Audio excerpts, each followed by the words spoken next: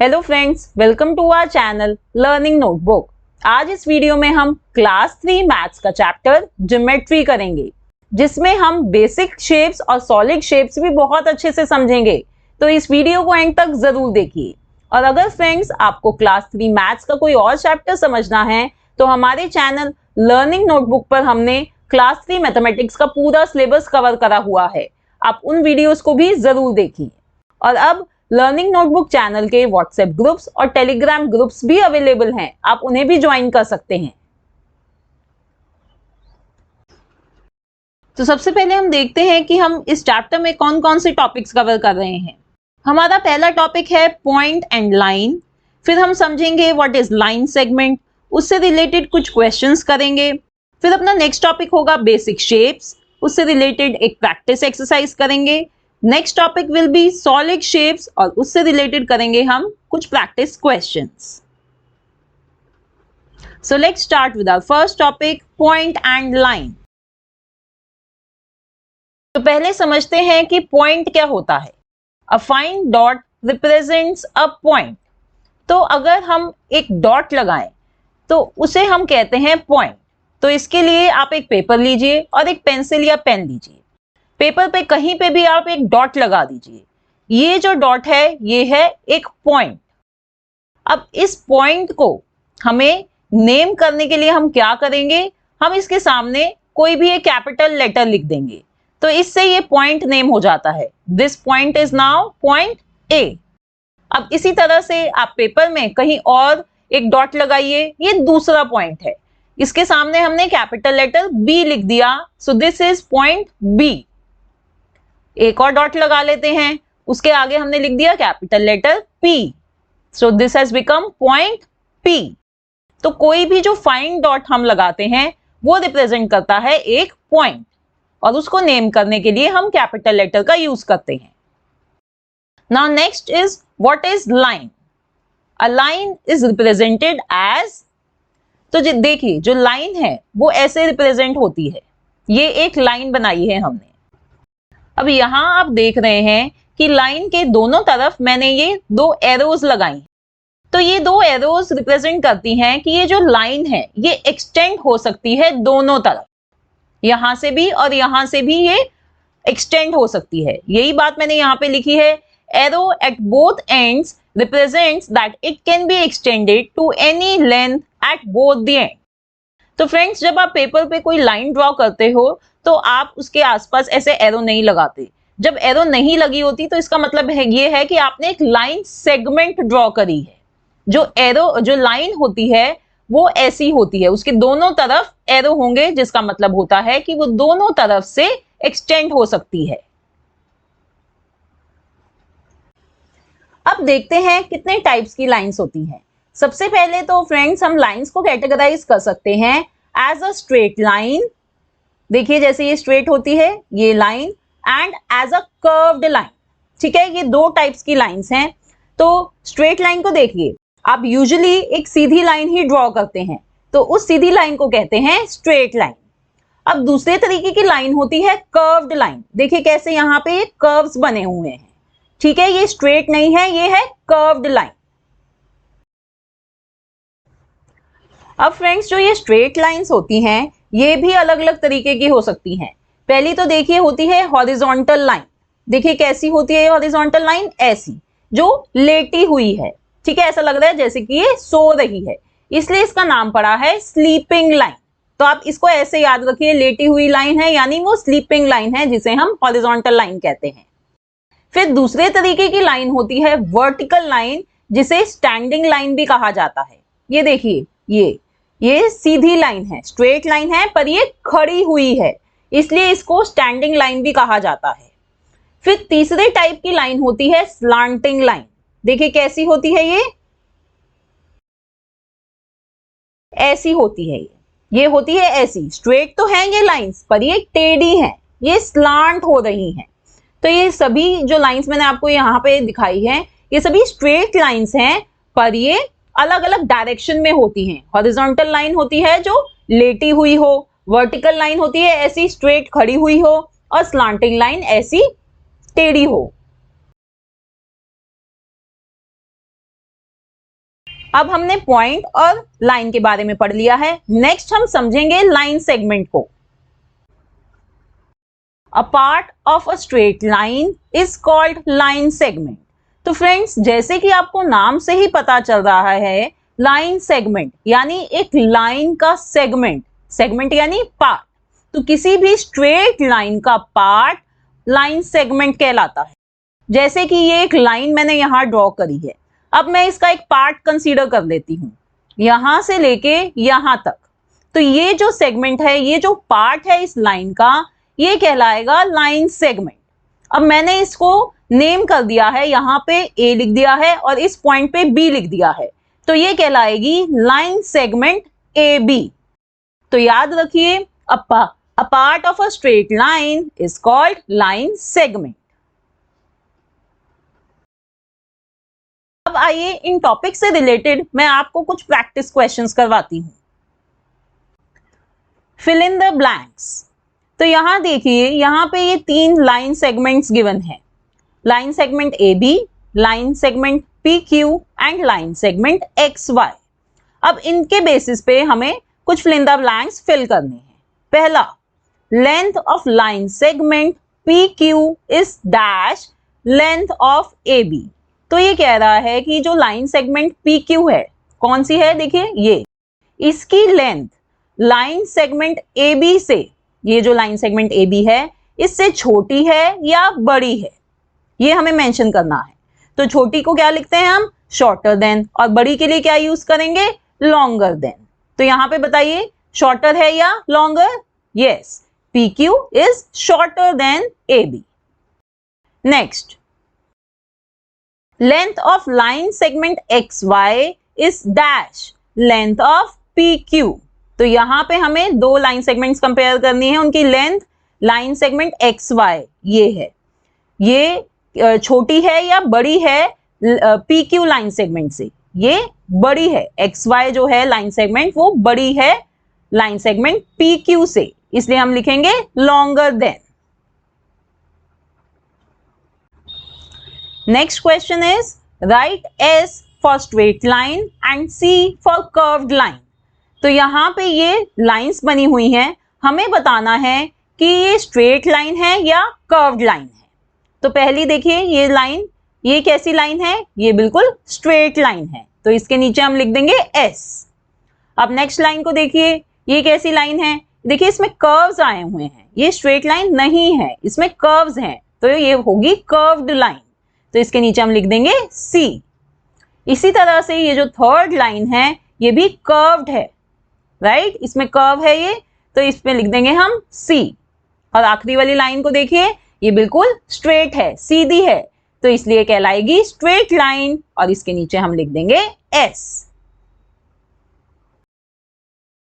अब हमारा next topic है बेसिक शेप्स। तो फ्रेंड्स, जो बेसिक शेप्स होती हैं वो यूजुअली 4 टाइप्स की होती हैं। देखते हैं कौन कौन सी। पहली है रेक्टेंगल शेप, तो देखिए ये ऐसे रेक्टेंगल शेप है ये। नेक्स्ट शेप होती है स्क्वायर, जैसे ये आप ऊपर देख सकते हैं, ये है square shape. Next we have triangle, like this, ये ट्राइंगल है ये। और चौथी बेसिक शेप होती है सर्कल, ऐसे। अब इन चारों शेप्स को हम एक एक करके डिटेल में समझेंगे। पहली है रेक्टेंगल। तो देखिए रेक्टेंगल ऐसा होता है, ठीक है, आपको दिख रहा है ये ऐसा रेक्टेंगल होता है। तो जो एक रेक्टेंगल होता है उसकी 4 साइड्स होती हैं। यहां पे देखिए साइड्स हैं, ये जो आपको दिख रही है, ये चारों साइड्स हैं, 1 2 3 4 साइड्स हैं। अब एक रेक्टेंगल के पास 4 साइड्स के अलावा 4 कॉर्नर्स, या जिनको हम वर्टिसेस कहते हैं, वो भी होते हैं। क्या होते हैं कॉर्नर्स, ये जहां पे 2 साइड्स मिलती हैं उस पॉइंट को कहते हैं कॉर्नर्स। ये जो मैंने इधर हाईलाइट करे हुए हैं, ये हैं कॉर्नर्स, 4 कॉर्नर्स होते हैं। And next property of rectangle is that the opposite sides of a rectangle are equal. हाँ, ये बहुत जरूरी है कि जो रेक्टेंगल होता है उसकी जो अपोजिट साइड्स होती हैं वो इक्वल होती हैं। अपोजिट साइड्स यानी जो आमने सामने वाली साइड्स हैं, जैसे कि ये दो, ये दो कहलाएंगे अपोजिट साइड्स, ठीक है, ये आमने सामने हैं। तो ये जो दो होंगी इनकी लेंथ इक्वल होगी, ठीक है। इसी तरह से ये वाली जो दो साइड्स हैं ये आमने सामने हैं, तो ये अपोजिट साइड्स हैं, इनकी भी लेंथ इक्वल होगी। तो ये रेक्टेंगल, जब भी कोई बेसिक शेप रेक्टेंगल कहलाती है जब ये सारी चीजें उसमें हों, उसकी 4 साइड्स हों, उसके 4 कॉर्नर्स हों, जो उसके अपोजिट साइड्स हैं वो इक्वल हों। अब देखिए आपकी डेली लाइफ में से कुछ एग्जांपल्स देखते हैं रेक्टेंगल शेप।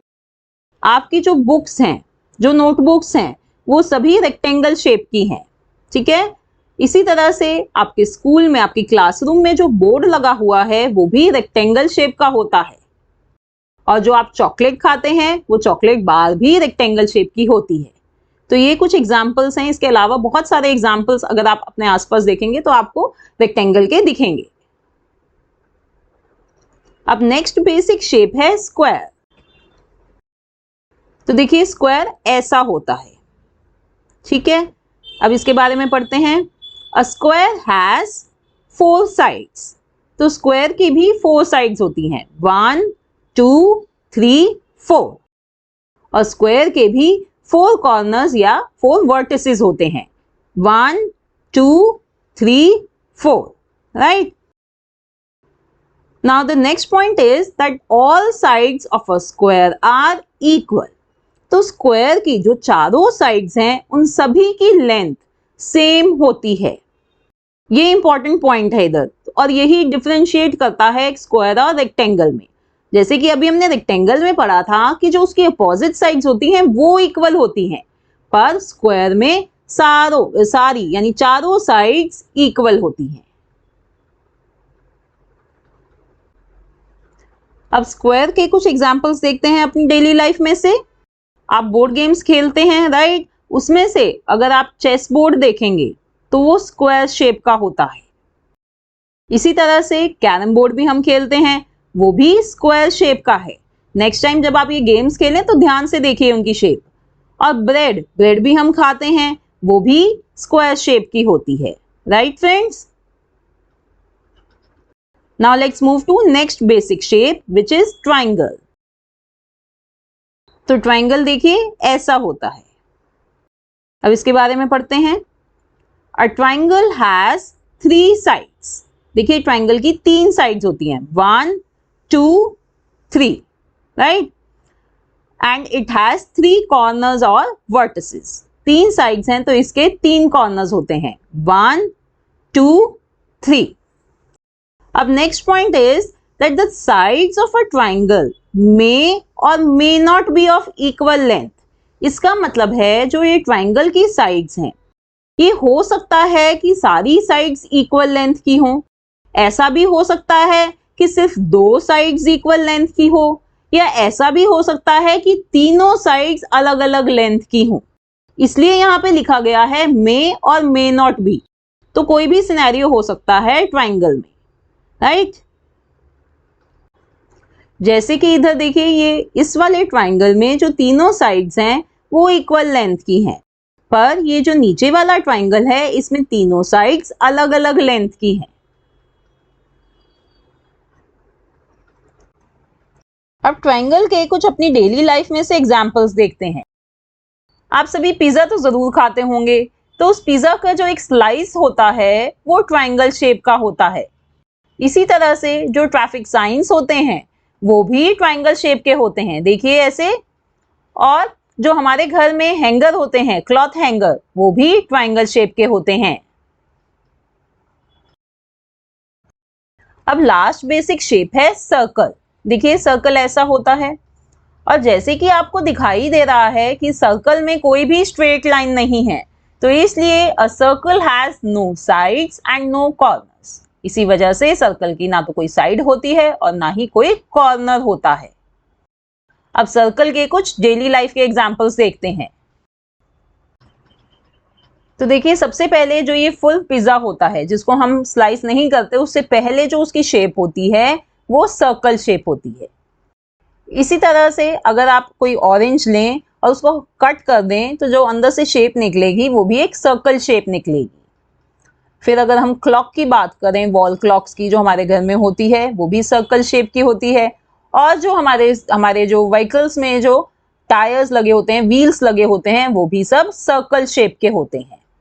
तो ये सब मैंने आपको बताया है बेसिक शेप्स के बारे में।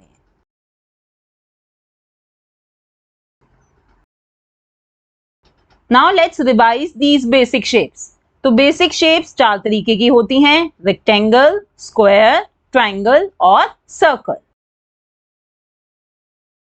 अब रेक्टेंगल की कितनी साइड्स होती हैं? 4, स्क्वायर की 4, ट्राइंगल की 3 और सर्कल की 0, कोई भी साइड नहीं होती।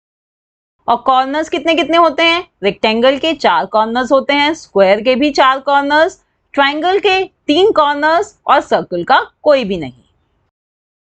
Next, opposite sides of a rectangle are equal. Rectangle की अपोजिट साइड्स इक्वल होती हैं और स्क्वायर की सारी साइड्स इक्वल होती हैं और ट्राइंगल की साइड्स इक्वल हो भी सकती हैं और नहीं भी, राइट? तो ये सारा हमने पढ़ा बेसिक शेप्स के बारे में। अब इससे रिलेटेड आइए हम कुछ प्रैक्टिस क्वेश्चंस करते हैं। Question is fill in the blanks. First, number of lines required to make a rectangle are dash. तो एक रेक्टेंगल बनाने के लिए हमें कितनी लाइंस की जरूरत पड़ेगी? हमें 4 लाइंस की जरूरत पड़ेगी एक रेक्टेंगल बनाने के लिए। Next, a triangle has dash corners. Triangle के कितने कॉर्नर्स होते हैं? 3। A circle has dash corners. Circle के कितने कॉर्नर्स होते हैं?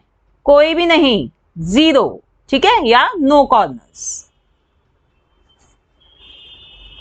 All sides of dash are equal. कौन सी शेप की सारी साइड्स इक्वल होती हैं? यस, स्क्वायर की। A triangle has dash sides. कितनी साइड्स होती हैं ट्राइंगल की? 3। A circle has dash sides. Circle की कितनी साइड्स होती हैं? कोई भी नहीं, no sides. Next question is count the number of shapes. तो देखिए ये एक यहाँ पे एक ये फिगर हमें ड्राइंग गिवन है और हमें ये आइडेंटिफाई करना है कि इसमें ये जो शेप्स हैं ये कितनी कितनी है। ये बहुत ही इंटरेस्टिंग क्वेश्चन लगता है मुझे, तो आइए इसे करते हैं। सबसे पहले हम देखेंगे कि इसमें कितने सर्कल्स हैं। So let's count 1 2 3 4 5 6। So we will write 6, यानी इस फिगर में 6 सर्कल्स हैं।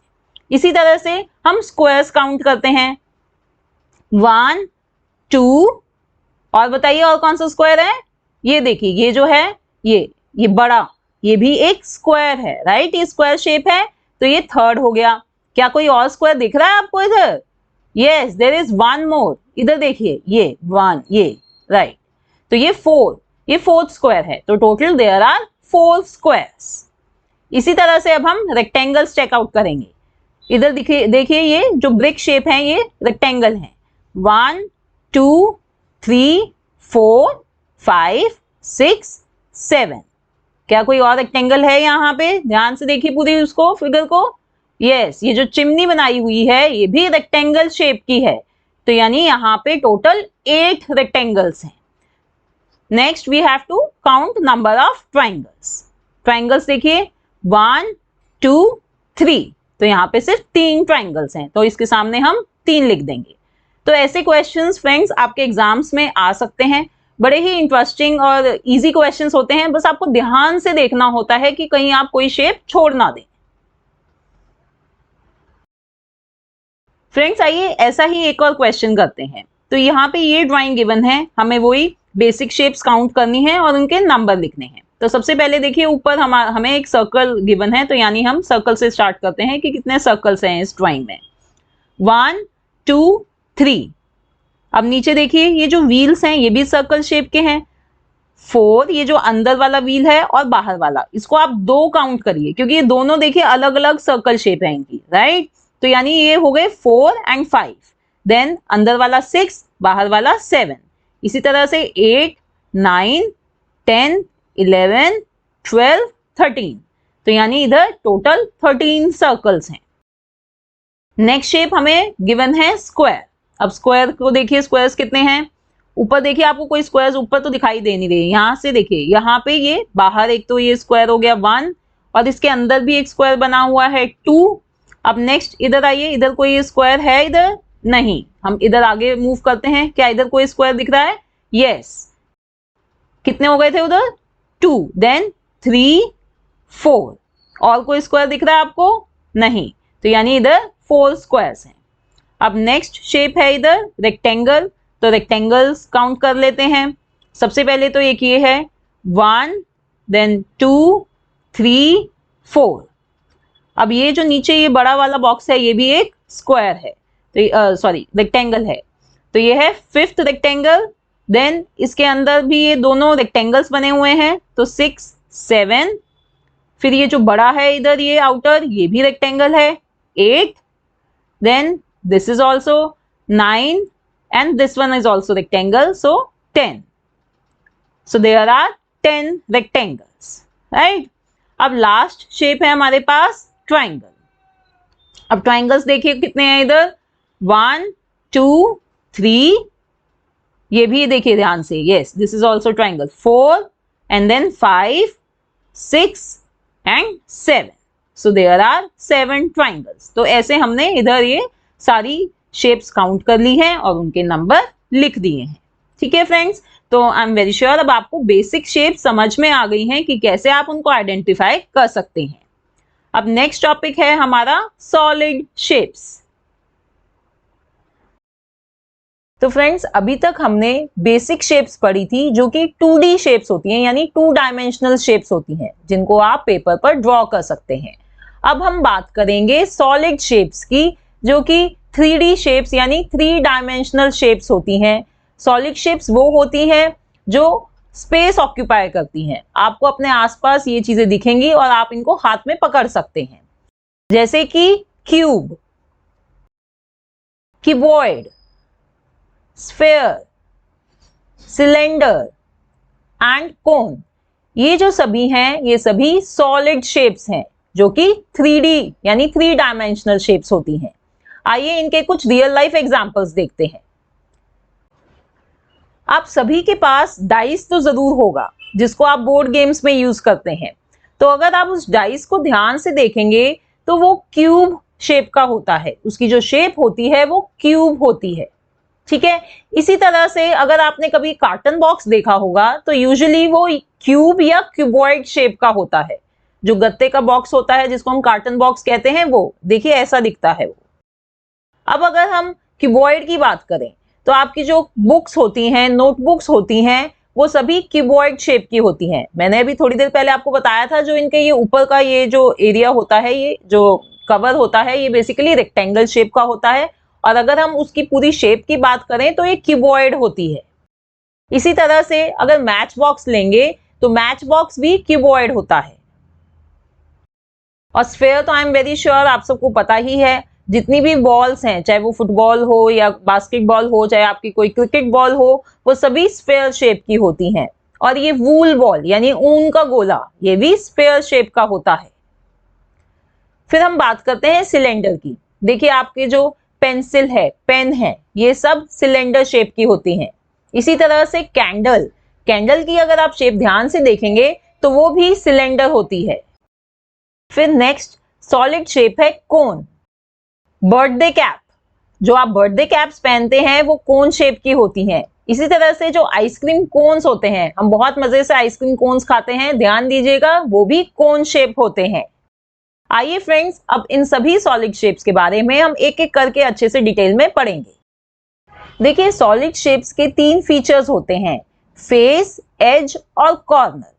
तो इन तीनों फीचर्स को हम पहले समझ लेते हैं, फिर हम एक एक करके सॉलिड शेप्स सीखेंगे। तो इन्हें समझाने के लिए मैंने यहाँ पे 2 एग्जांपल्स लिए हैं, क्यूब का और सिलेंडर का। क्यूब का जैसे मैंने आपको बताया कि रियल लाइफ एग्जांपल होता है डाइस और सिलेंडर का रियल लाइफ एग्जांपल होता है कैंडल। तो इन दोनों एग्जांपल्स को ध्यान में रखिएगा जब मैं आपको ये 3 फीचर्स समझा रही हूँ। तो पहला होता है फेस। तो फेस क्या होता है? The surface of solid shape is called face. तो देखिए क्यूब को इधर देखिए, जो इसकी सरफेस होती है ये जो आपको यहाँ दिखाई दे रही है, इस सरफेस को कहते हैं फेस। और ये प्लेन फेस है, ये जो सरफेस है ये बिल्कुल प्लेन है, राइट। तो इसे कहेंगे प्लेन फेस। जैसे कि आप जो डाइस होता है उसको देखेंगे तो उसमें ये जो फेस है ये बिल्कुल प्लेन है, तो ये कहलाएगा प्लेन फेस। अब सिलेंडर को देखिए, सिलेंडर में जो ये नीचे का ये जो पार्ट होता है ये होता है प्लेन फेस। जैसे कि अगर आप कैंडल देखेंगे तो कैंडल जो खड़ी है वो सीधी नीचे आराम से खड़ी हो जाती है, वो अपने प्लेन फेस पर खड़ी है, ठीक है। अब प्लेन फेस के बाद एक और तरीके का फेस होता है जिसे कहते हैं कर्व्ड फेस। ये देखिए जो सिलेंडर का ये जो फेस होता है, जो उसकी ये सरफेस होती है ये कर्व्ड होती है, ये गोल सी होती है ना, कैंडल जो आपने देखी है वो गोल सी होती है, तो उसकी ये कर्व्ड सरफेस, कर्व्ड फेस कहलाता है। अब नेक्स्ट फीचर है edge. Two faces meet at an edge. तो जहां पे दो फेसेस मिलते हैं उसे एज कहा जाता है। जैसे कि इधर देखिए डाइस में, यहाँ पे एक ये ऊपर वाला प्लेन फेस और ये साइड वाला ये, तो यहाँ पे जहां पे ये दोनों मिल रहे हैं, ये इस पोर्शन पे, इस स्ट्रेट एज पे, इसको कहेंगे स्ट्रेट एज, ठीक है। तो क्यूब में दिखाया मैंने आपको कि कहाँ पे स्ट्रेट एज होती है। अब इसी तरह से अगर हम सिलेंडर की बात करते हैं तो सिलेंडर में देखिए एक ये ऊपर प्लेन फेस है और इधर ये नीचे कर्व्ड फेस है, तो जहां पे ये दोनों फेसेस मिल रहे हैं इस एरिया को कहेंगे कर्व्ड एज। ये जो लाइन आपको दिख रही है ये कहलाएगी कर्व्ड एज, ठीक है। तो एज भी दो तरीके की हुई, स्ट्रेट एज और कर्व्ड एज। अब थर्ड है corner. Three edges meet at a corner. तो जहां पे तीन एजेस मिलती हैं उस पॉइंट को कहते हैं कॉर्नर। जैसे कि इस एग्जांपल में देखिए, एक ये एज, फिर दूसरी ये एज और थर्ड ये एज, तो ये तीन एजेस इस पॉइंट पर मिल रही हैं, तो इसे कहेंगे corner.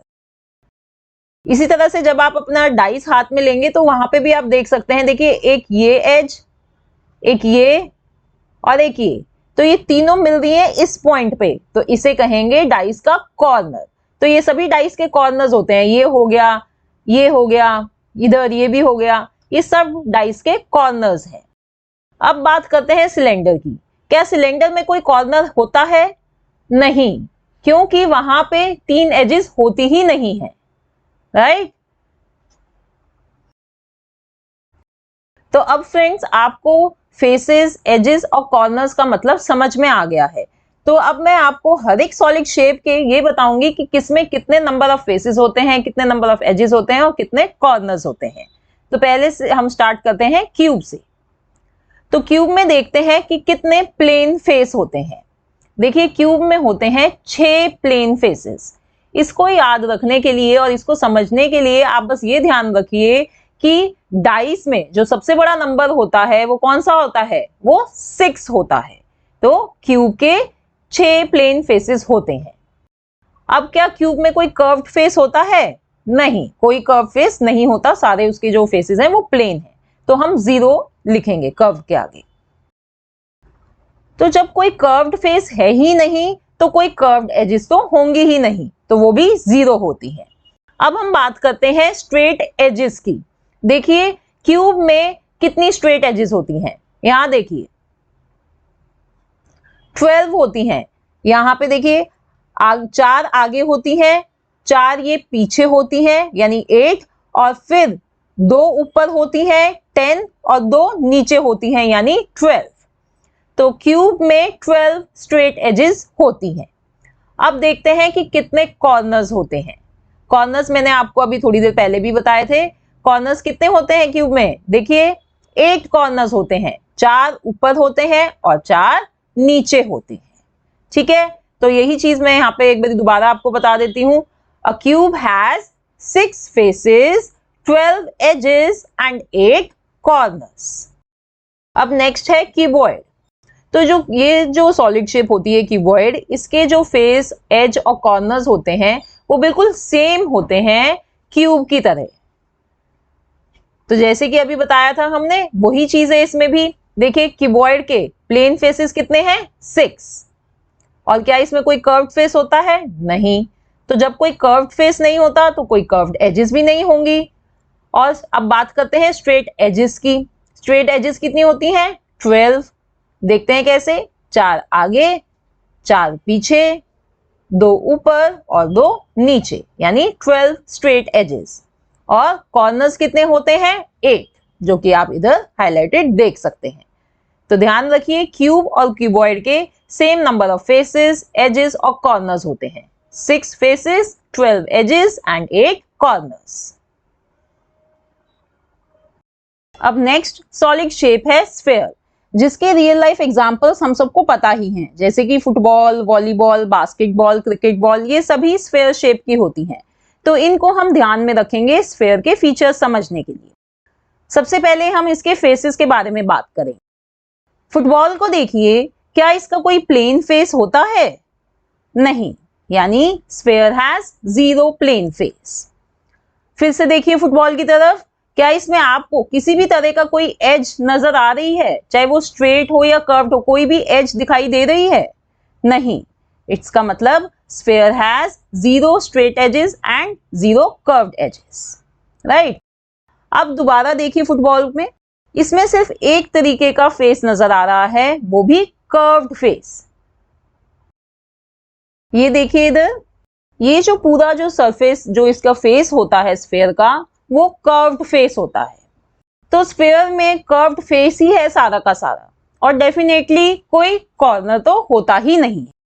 So in total we can say that a sphere has 1 face, 0 edge and 0 corner. आइए अब नेक्स्ट सॉलिड शेप की बात करते हैं, सिलेंडर। तो सिलेंडर की अभी तक मैंने आपको 2 रियल लाइफ एग्जांपल्स बताए थे, पेंसिल और कैंडल। अब मेरे को एक और याद आया है, चौक। आप स्कूल में आपकी टीचर्स चौक यूज करती हैं, वो भी सिलेंडर शेप का होता है। तो आइए इसके बारे में पढ़ते हैं। अब सिलेंडर में देखिए कितनी प्लेन फेसेस होती हैं। सिलेंडर में 2 प्लेन फेसेस होती हैं, ये ऊपर और नीचे। तो इधर हम 2 लिख लेंगे।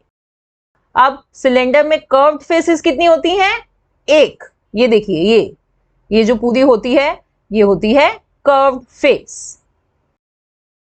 ठीक है। Now let's move to number of straight edges in cylinder. क्या कोई स्ट्रेट एज होती है सिलेंडर में? नहीं, कोई भी स्ट्रेट एज नहीं होती, तो 0 लिख देंगे। And what about curved edges? Yes, 2 curved edges होती हैं, ये ऊपर और नीचे। और अगर हम कॉर्नर्स की बात करें, तो कोई कॉर्नर्स नहीं होते सिलेंडर में। क्या आपने कोई चौक में कोई कॉर्नर देखा है? नहीं, राइट। तो 0 कॉर्नर्स होते हैं इसमें। So in total a cylinder has 2 plane faces plus 1 curved face, that means 3 faces, 2 edges and 0 corners.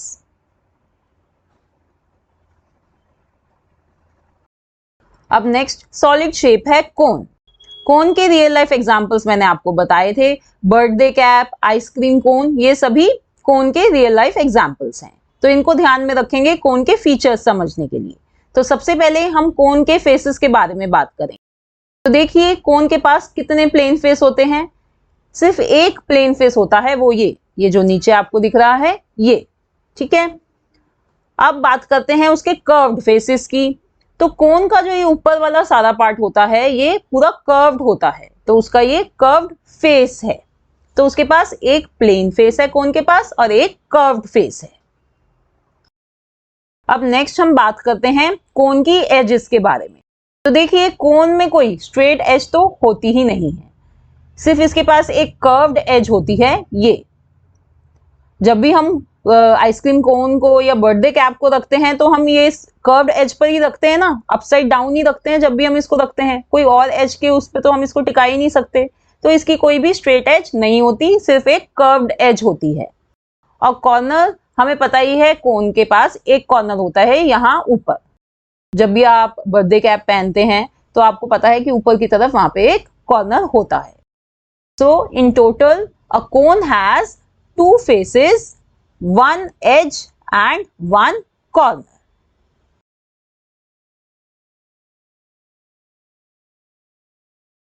तो फ्रेंड्स, अब हमने सॉलिड शेप्स को अच्छे से समझ लिया है। Let's summarise it. तो जैसे कि अभी हमने देखा, क्यूब और क्यूबॉइड के same number of faces, edges और कॉर्नर्स होते हैं।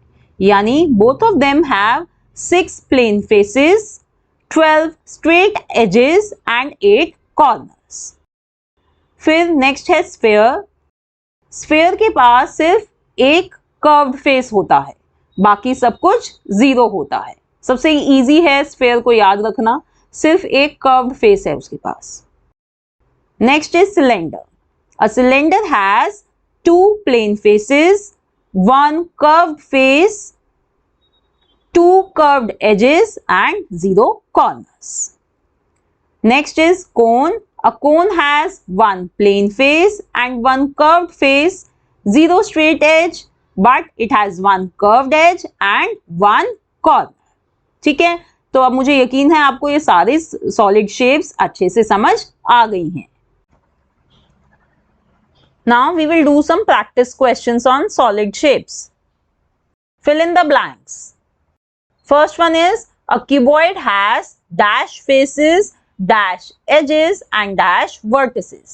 तो cuboid के अभी हमने देखे कितने faces होते हैं, उसके 6 फेस होते हैं, 12 edges होती हैं और 8 vertices होते हैं.